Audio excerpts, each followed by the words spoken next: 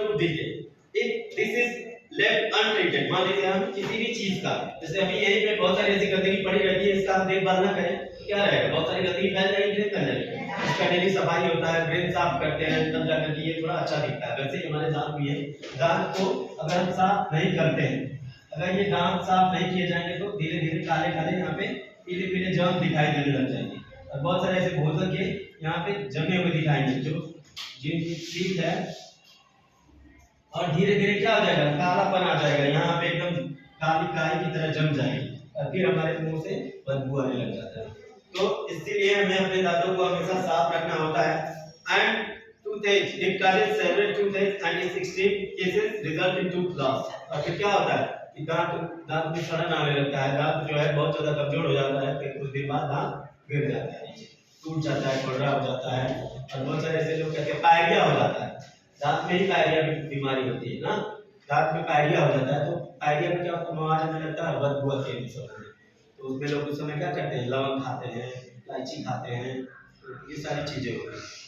तो इसमें बताया जा रहा है कि हमेशा हमें अपने दांतों का ख्याल रखना चाहिए, सुरक्षित रखना चाहिए। हमेशा एक बार अगर मान लीजिए बहुत ज्यादा बदबू आता है तो एक बार खाना खाने के बाद सुबह में ब्रश कर लीजिए, फिर खाना खाने के बाद शाम में ब्रश कर लीजिए, तो आपके दांतों की जो गंदगी है वो साफ रहेगी, आपके दांतों में कभी भी सड़न और बदबू नहीं आएगी।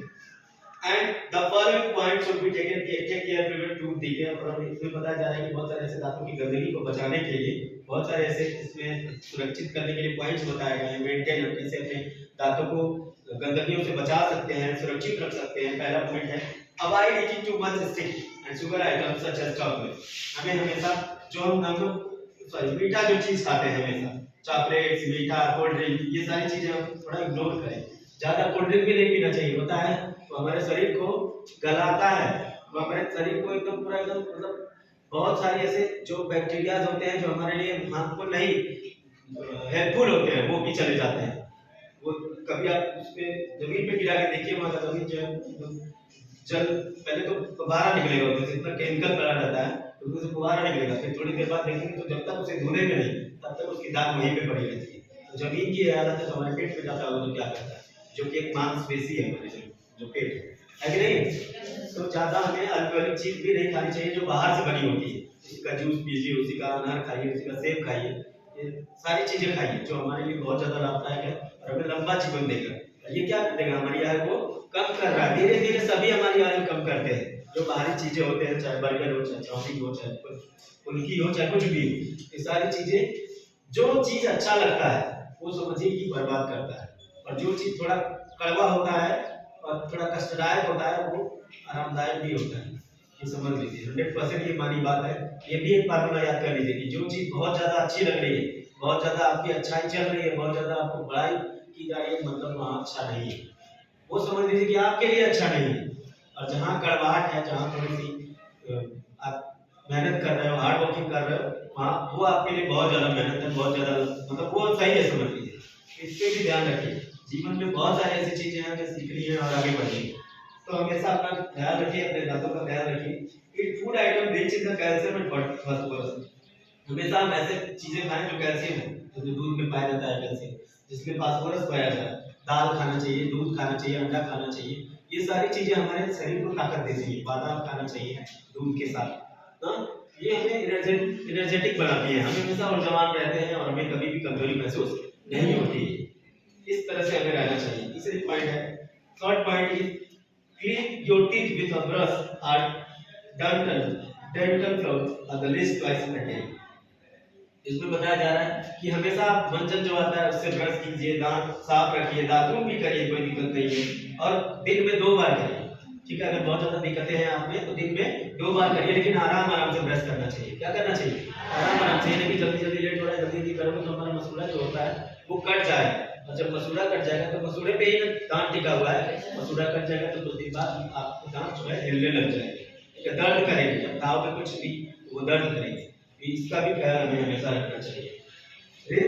rinse your mouth with saline water and after every meal। इसमें बताया जा रहा है कि नमक के पानी से गलगला कीजिए हमेशा, नहीं रोज कर पाते हैं तो डेली एक हफ्ते में एक बार नमक पानी का गलगला कर दीजिए, ताकि जो आपके हार्मफुल बैक्टीरिया हैं आपके मुंह में वो निकल जाए और हेल्पफुल बैक्टीरिया आपके मतलब वो तो आपके लिए हेल्पफुल होंगे।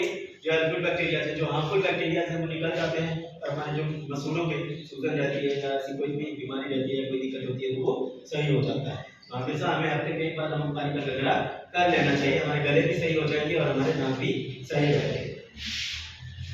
नेवर पुट डर्टी फिंगर्स अभी देखिए बच्चा को क्रिया हम अभी मुंह में हाथ डाल रहा था, तो ऐसे कभी नहीं करना चाहिए। हमेशा गंदगी आपके पेट में, अगर ऐसे दांत में हाथ डाल दिए, ऐसे ऐसे खाना खा लिए, फिर ऐसे ऐसे निकाल रहे हो उससे, फिर ऐसे हाथ पोंछ के फिर वही मुंह में डाल दे रहे हैं, इससे क्या हो रहा है, हमारे पेट में सारी गंदगी जा रही है, जिससे बहुत सारे ऐसे धीरे धीरे छोटी छोटी ही कण जाते हैं और वो बाद में अपना घर बना लेते हैं, और बहुत सारी ऐसी बीमारियां हमें हो जाती हैं और हमें पता नहीं चलता है। फिर हम उसका इलाज भी करते हैं, कभी कभी हम सही नहीं हो पाते है कि नहीं।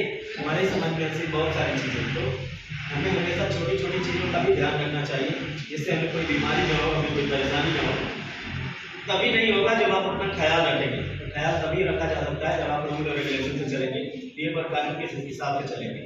डेली ब्रश करना, डेली नहाना, डेली पूजा पाठ करना, पढ़ाई लिखाई करना, जो आपका प्राइमरी वर्क है वो पहले कर लीजिए, फिर बाद में सेकेंडरी, प्राइमरी, टर्शियरी सब आएगा, समझ में आ जाएगा अपने आप, और सब समय के साथ होता जाएगा, उसमें घबराने की जरूरत नहीं होगी।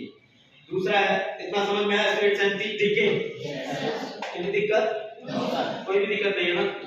अब चला जाए नेक्स्ट टॉपिक, सैलिवा के बारे में बात करते हैं। सैलिवा जो होता है लार्वा, क्या होता है? लार्वा जिसे हम कहते हैं, लार्वा। तो सैलिवा मतलब क्या होता है? लार्वा, जो कि हमारे भोजन को बहुत पौष्टिक बनाता है। समझ में आया? लार्वा हमारे भोजन को, पहले तो हम बाइट करते हैं, ठीक, और जितना हम अपने भोजन को चबाते हैं, जितना चबाते हैं उतना वो भोजन पौष्टिक आहार के साथ हमारे लार्ज इंटेस्टाइन में जाता है। इसके और कैसे जाता है? एलिमेंट्री कैनाल के थ्रू ना, इसी के थ्रू जाता है। तो इसमें बताया गया कि लार्वा जो है इतना महत्वपूर्ण है कि वो हमारे भोजन को, Our mouth has salivary glands, हमारे मुंह में salivary glands होते हैं जिसमें लार्वा भरा होता है। वाटर लाइक लिक्विड का सैलिवा, उसे हम कहते हैं लार्वा, पानी की तरह होता है।